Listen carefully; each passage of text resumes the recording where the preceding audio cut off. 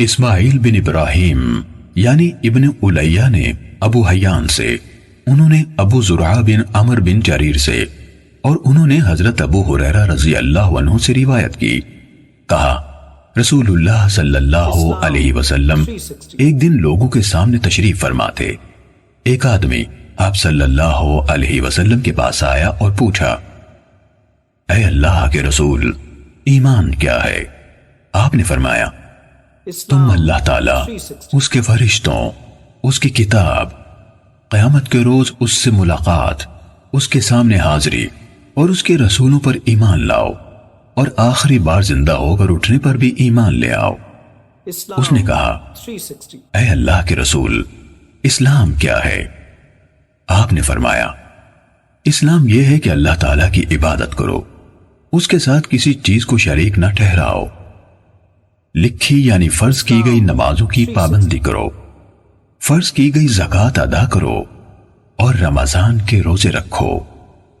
اس نے کہا، اے اللہ کے رسول، احسان کیا ہے؟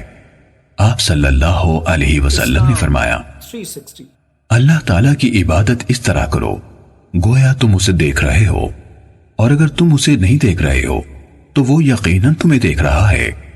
اس نے کہا، اے اللہ کے رسول، قیامت کب قائم ہوگی؟ آپ صلی اللہ علیہ وسلم نے فرمایا، جس سے سوال کیا گیا ہے وہ اس کے بارے میں پوچھنے والے سے زیادہ آگاہ نہیں، لیکن میں تمہیں قیامت کی نشانیاں بتا دیتا ہوں۔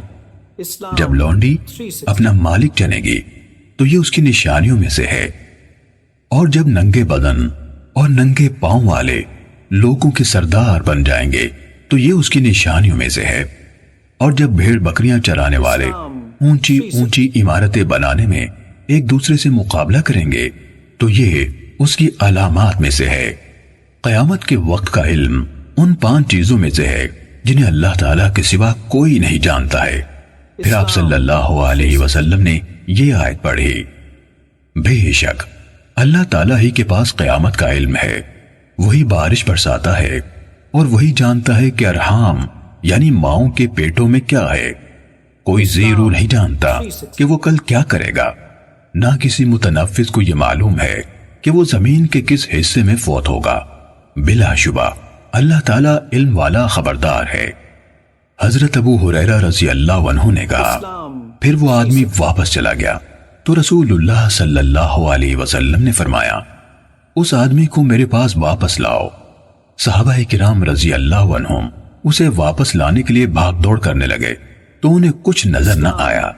رسول اللہ صلی اللہ علیہ وسلم نے فرمایا، یہی جبرائیل علیہ السلام تھے جو لوگوں کو ان کا دین سکھانے آئے تھے۔ صحیح مسلم حدیث نمبر 97۔ قرآن و حدیث کی